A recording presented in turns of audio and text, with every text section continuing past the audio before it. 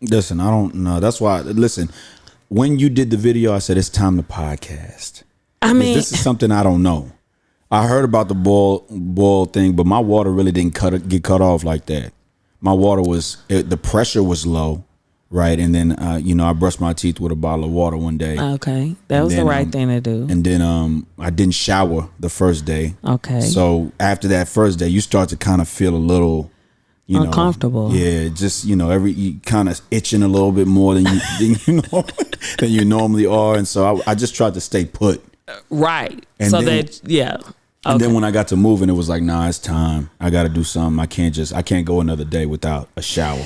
Yeah. So come on, Jay. Come on, JR. To you, JR, and my sisters and my brothers, come on now. Our ancestors had to fight worse than we did in terms of bathing. Come on now. Wait a minute. Okay. All they were asking you to do was to boil you a. I mean, they can't tell you how to do it, but all you needed to do was just boil you a pot of water on the stove. Okay. Boil it and then let it cool off now. Because I had a homeboy here. He was trying to eat some gumbo and he needed to wash his hands. And I said, you got to let that water cool. He talking about, no, I'm hungry. And he went in there and damn near burned his skin off. Yeah. You got to let the water cool and then you just take the pot in the shower with you. Yeah. And you just got to clean yourself like that. I mean, that's what I have done. I mean, that's what I'm doing now. Yeah. Right? That's pretty much all you have to do. I mean, when I walk out of there, I feel clean. Right. You got some soap and Right. you have some water, so you need to do it.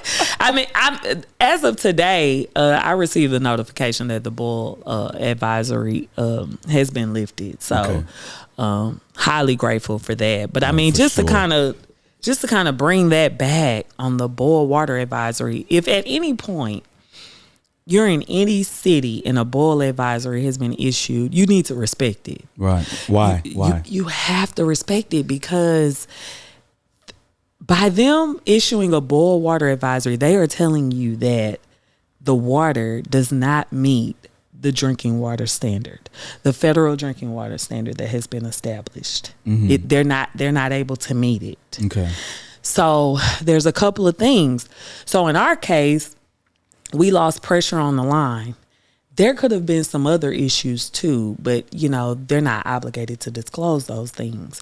There could have been something like a pump failed or a pipe busted or it could have been something like that too, but all they're obligated to say is hey, we need you guys to boil the water because we've lost pressure on the line. So you're required to have 20 psi minimum on the distribution line. So basically when the pressure drops, there's a possibility that the line can be compromised. It can be compromised with particles, with sediments, or potentially fecal coliform and different bacteria can actually get into the water line. So that's why it's a requirement that the water stays at a certain pressure because that prevents that. Another thing too is that when water is distributed from the water distribution plant, there's a chlorine residual that goes into the water. Right. That's required. So that could have been an issue too. Like they may have had an issue adding the chlorine residual to the line. So, I mean, there's numerous things that could be taking place. And they're not going to disclose all of those things because they're not obligated to. They have notified you that there's a boil water advisory in place. And basically that just means we cannot meet the drinking water standard. Right. So I'm off the hook because by the law, I've notified you. Right. And I've told you. Right. So, I mean, just to take it even further, when I worked in a chemical manufacturing facility, when we lost pressure on the line, we shut the water off. So the way the corporation is looking at that is the water could potentially be contaminated. I'm not taking the risk of exposing my employees. So cut the water off, bring in the portable water areas for people to wash their hands. That's pretty much what we would have to do. Right. So the city's saying, we're going to let you still have access to this water, but we're telling you, you need to boil it. Right. It's up to you to do that. So if you don't boil it, what are the side effects? I mean, this is the thing. Everybody's body is different, right? Gotcha. Everybody reacts differently to things. Some people have allergies, some people don't. It's really just a matter of what contamination is actually in the water, right? It could absolutely be no contamination in the water. Right. You could be good, but it's a possibility that there can be. Right. So, I mean, it could be anything. And considering we're in a pandemic and the virus is running rampant, I just think everybody should choose to take the precautionary measure, right? you should just choose to take the precautionary measure. I mean, we're in a pandemic where I can go touch a surface and I can contract a virus. So I could potentially shower in some water that's contaminated, right? That has contamination in it. I don't think anybody can afford to do that right now. Right. I mean, our hospitals and medical staff, like, in addition to the pandemic, we can't afford to all of a sudden just have numerous of people going to the hospital because they were exposed to some type of bacteria or something in the water because they chose not to boil the water. Like, we can't afford that as a society, right? Right. Your wife works in the medical field. I'm sure she does.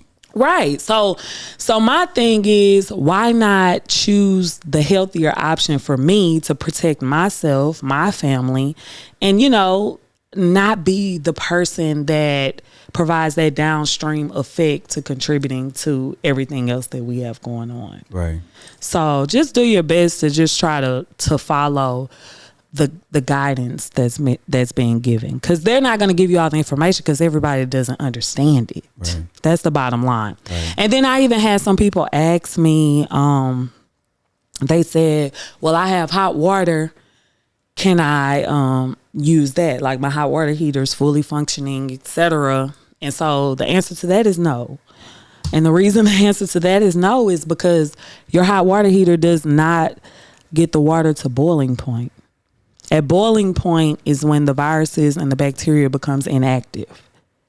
So unless you have a hot water heater that can reach boiling point, then yeah. But if you don't, which I don't think most hot water heaters go to boiling point. I know mine doesn't.